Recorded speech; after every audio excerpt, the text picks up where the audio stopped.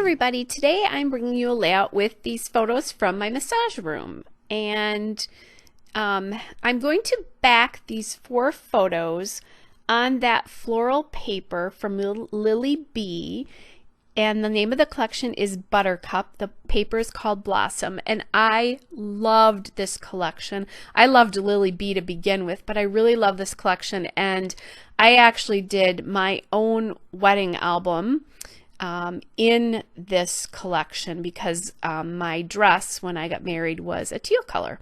So I do have some of it left and decided that I would use it for this layout because my room is not yellow, but it's coming off a little bit yellow in these photos. It's really kind of a khaki color with turquoise and chocolate accents and a little bit of black actually accents in the room. So that's why this was perfect for it. So I'm going to take that Blossom paper and I'm going to back this entire layout on the Lily B Buttercup paper called Rain. That's what that polka dot is there. So that's the Rain paper there. And that will give this all a little bit of a border. Now the nice thing about this layout is that there's not a ton of embellishing that I'm going to really have to do on this because the photos take up so much of the space on the layout. So that leaves you less work to do. So that is one nice thing about if you scrap multiple photos on a layout, you don't have as much embellishing to have to do. At least I don't normally do as much embellishing. And I probably could have somehow made this into a 2-page layout, but they fit nicely here, so I just did it on a 1-page layout here. And I'm just kind of looking to make sure that I have everything down and that I like it.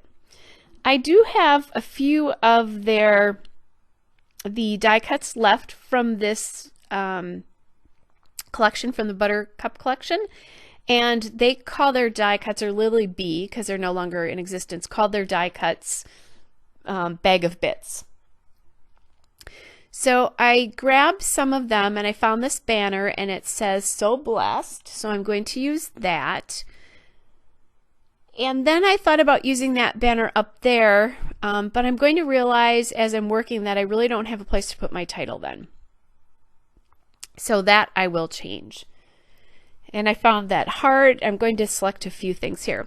The reason I'm going to call this layout a new start, and the reason why that's so important is because I started my own business late last year, in September of last year. And so this is my room in the new place. It's something I got to decorate myself, and just I'm loving working for myself. It's been really, really awesome. So I'm trying to decide what to do here, and I'm thinking about just putting some of the die cuts up there in the photo just because there's that space, but not loving the way that cluster looks up there. So now I realize, oops, I need some place to journal on this, and there's not a lot of space here. So I'm going through a couple of much, much older die cut pieces, I guess. I'm thinking about using this one here. The thing I don't like is the balloon on there. You know, I needed to cover that up. And by the time I covered that up and got everything to fit, I thought that it took up too much space. The journaling card took up, or the things to cover it up took up too much space. And then I found that journaling card that I liked quite a bit. And now that is also going to help me solve an issue that I have up there in the top, that I wasn't liking how that was looking because one of my paintings is kind of cut off there and I didn't like the way that looked. So that journaling card is from Scrapbook from the flea market collection. It's the die cut accents. That is probably minimum 5 or 6 or even more years old right now. I suspect it's, oh gosh, at least 5 or 6 years old for sure. And it's probably 8. So anyway, I don't scrap in such a shabby chic way anymore, so I have those left and I haven't been using them as much. So it was nice that actually I was able to get one of those on this layout. All right, so I found that banner there that I put on the left, and that really started to help me work out how my embellishment clusters were going to look. That I used that heart then that says live, laugh, love, which is kind of weird because, you know, it's about work, but and I'm going to try other things here, but I'm going to go back to that original. But because it is such a big part of my life and it, you know, it's going out on my own, I really like kind of that sentiment on there. So I'm going back again here to this banner and that heart, and then I put the other heart over by the journaling card, which is kind of a nice little touch there. And then I grabbed just a little scallop circle and another heart to go down by the So Blessed die cut there. I am going to ink the edges of all the die cuts here as I did the edge of the blossom paper there, just to help you see the edges a little bit better here. And what I'm doing is I'm putting that banner partially on each of the photos there. It kind of joins all the elements together, and then the heart will do the same thing. The heart will touch the two photos and the banner. So it just is unifying that cluster a little bit more.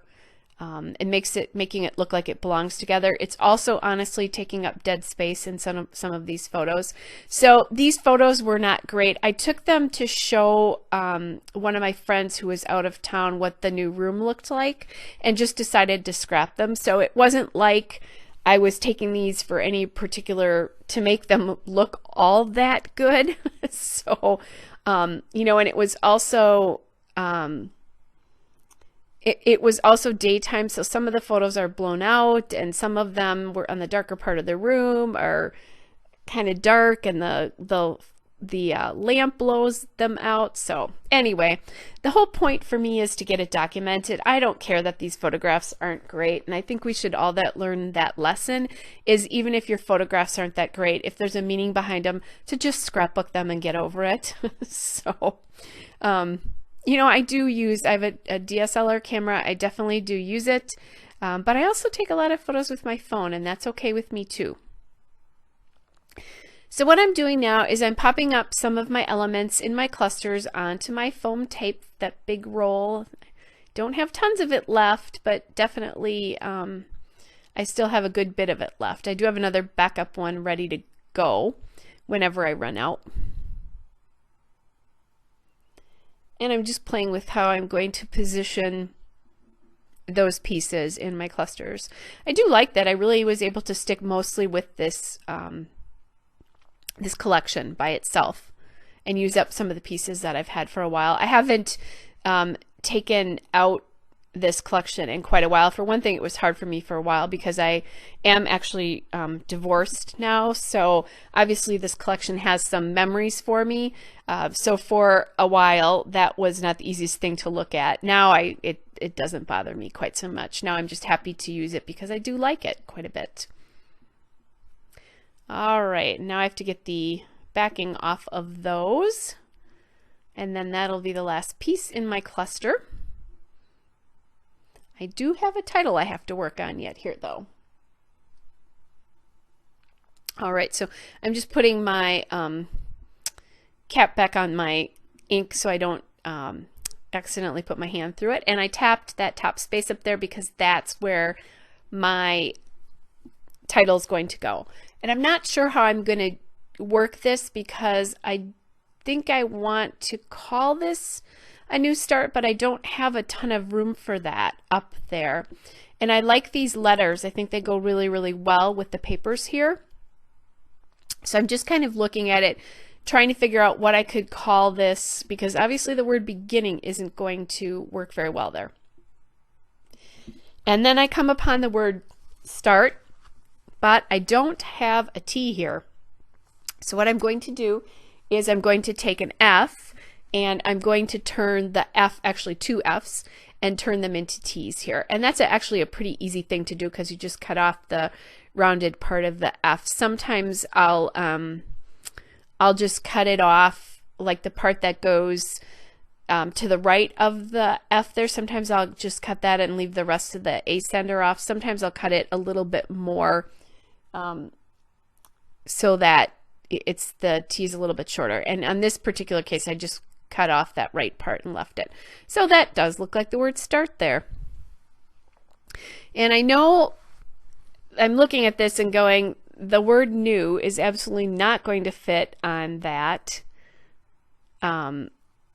So I'm kind of playing around with that. I'm also looking at maybe there's a couple of asterisks left in this pack, and I was thinking about using those in some of the clusters here to sort of get that in to get it into the layout. I'm going to take that off.